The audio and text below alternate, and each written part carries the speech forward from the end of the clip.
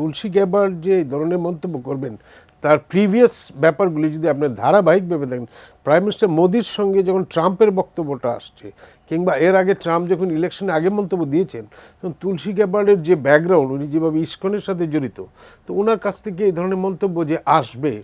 হ্যাঁ, এত বেশিভাবে মানে যেমন ইসলামী, যেমন উনি দুইটা টেলিভিশন সাক্ষাৎ, একটা হলো এনডিটিভিতে উনি ইন্টারভিউ দিয়ে, ওটা তার মানে উনি পাবলিকলি বলার জন্যই টেলিভিশনটা বলেছেন, এবং এরপরে এএনআই যে সংবাদ সংস্থায় উনি ইন্টারভিউ দিয়েছেন, এটার প্রায় সাবস্ক্রাইবার সব টেলিভিশন, সব পত্রিকা, তো এটা তো উনি ফলো করে প্রচার করেছেন। তো সেই জিনিসটা বলার প্রেক্ষিতে আমাদের একটু চিন্তা ভাবনা করে যে ব্যাপারগুলির সম্বন্ধে রিয়েলাইজ করে এটা বলার দরকার ছিল। তো সেই জায়গাটা আমার মনে হয় যে আমেরিকা,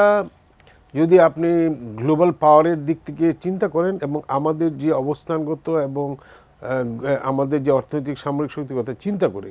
আমরা জিনিসটাকে কিভাবে হ্যান্ডেল করব, সেটা কিন্তু একটা চিন্তার বিষয়। তুলসী গ্যাবার্ড যে জঙ্গিবাদের কথা বা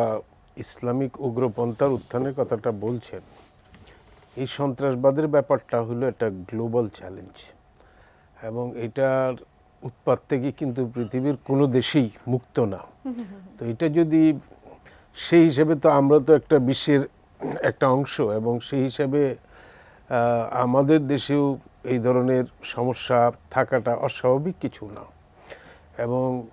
এইগুলি পৃথিবীর দেশে দেশে থাকছে। এমনকি মার্কিন যুক্তরাষ্ট্রেও তো তারা হামলা করেছে, করে নাই, সেখানে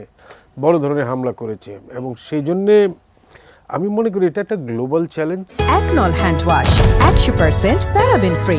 তাই নিরাপদ হাতের জন্য আস্থা রাখুন একনলে। এবং এই গ্লোবাল চ্যালেঞ্জের ব্যাপারে তুলসী গ্যাবার্ড যে অভিযোগটা করেছেন, আমি বলবো যে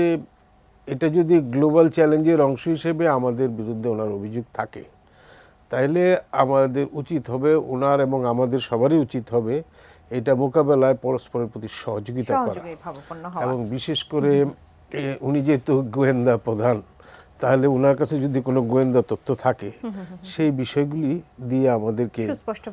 মানে আমাদেরকে সহযোগিতা, কারণ আমাদের দেশেও গোয়েন্দা সংস্থা আছে এবং গোয়েন্দাদের সাথে পারস্পরিক কোঅপারেশন তো বিশ্বব্যাপী আছে। তো সেই ব্যাপারে যদি ওনারা কোনো সহযোগিতা করে, আমি যেটা শুনেছি যে আমাদের দেশের সরকার, বর্তমান যে সরকার, অন্তর্বর্তী সরকার, তুলসী গ্যাবার্ডকে বাংলাদেশে আমন্ত্রণ জানাতে পারেন। যদি ওনাকে আমন্ত্রণ জানান আর উনি যদি আমন্ত্রণ রক্ষা করে এদেশে আসেন, তাহলে তো এখানকার অবস্থাটা উনি নিজের চোখেই দেখবেন, এবং দেখার পাশাপাশি ওনার কাছে যদি কোনো ক্রেডিবল গোয়েন্দা তথ্য থাকে, সেটা আমাদের দেশের সরকারকে বা গোয়েন্দা সংস্থাকে দিয়ে সহযোগিতা করলে এইটা হবে সবচেয়ে বেস্ট সলিউশন অভিযোগের চেয়ে, এবং এটা বৈশ্বিক সমস্যার সমাধানের জন্য এটা ইতিবাচক হবে।